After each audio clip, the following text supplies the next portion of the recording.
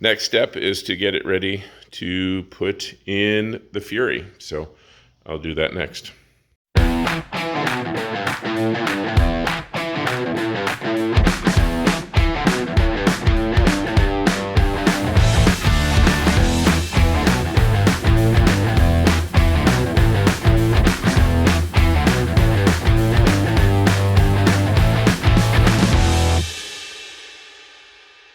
All right, so I got the motor mounts on both sides. They're a little loose so that if I need to wiggle them around on the K-member, it should fall in easier. And at this point, I'm just trying to put the engine in, no accessories, no nothing. And then this morning, I pulled the transmission, so jacked everything up, jacked it up, freaking 10 feet so I could get it out. And then as you can see, the board's under there. So I dropped it from the jack and then lowered it onto the 4x4, the one that's furthest from us. And then put it on and slid it to another board, then slid it to another board, then put it on the carpet, and then just pulled it out with the carpet. The carpet's junky anyway. It's got oil and stuff, so we'll just find new scraps and replace them until I get them dirty again.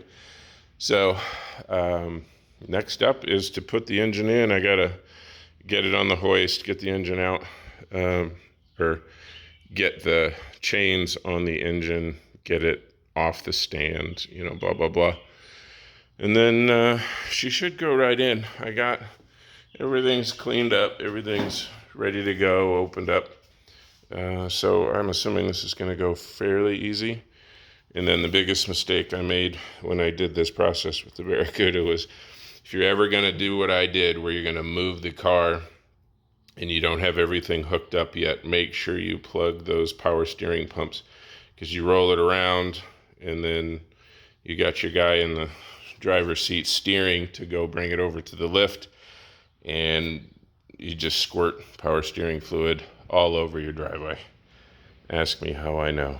So I'm making good progress. I think this is going to happen. All right, so engine's on lift. Time to put this sucker in.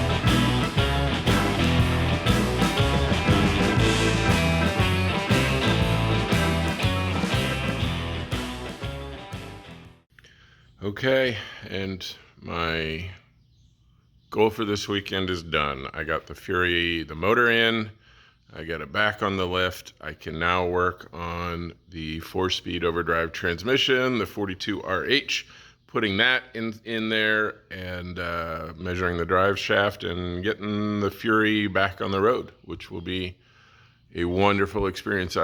When I have it all back together, when I put the hood back on and kind of looked at it as a whole car again, I missed it. So got that back, and I got the cooter underneath. And then I now have a garage space for the truck. So the truck's going to go inside, and all my projects are going to be inside. So that's going to do it for this episode. Thank you guys for watching. Any suggestions on how I can do stuff better? I am watching, listening. So thank you again. Talk to you later.